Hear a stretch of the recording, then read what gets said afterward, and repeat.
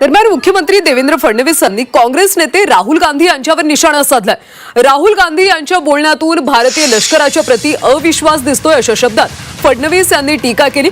लोकसभेतले विरोधी पक्षनेते राहुल गांधी यांनी विदेश मंत्री एस जयशंकर यांचा एक व्हिडिओ शेअर करत केंद्र सरकारवर टीका केली होती। राहुल गांधी यांनी एस जयशंकर यांच्या वक्तव्यासंदर्भात 2 प्रश्न उपस्थित केले होते। काँग्रेसची खासियतच आहे, पण काँग्रेसने जय हिंद यात्रा काढली तर आमची अपेक्षा एवढीच आहे की राजकीय यात्रा करू नका आणि विशेषतः आपल्या सेनेवर प्रश्नचिन्ह निर्माण करू नका। कालपासनं पुन्हा एकदा राहुल गांधी जे बोलायला लागले त्यातनं आपल्या सेनेच्या प्रति त्यांचा अविश्वास हा आपल्याला पाहायला मिळतोय।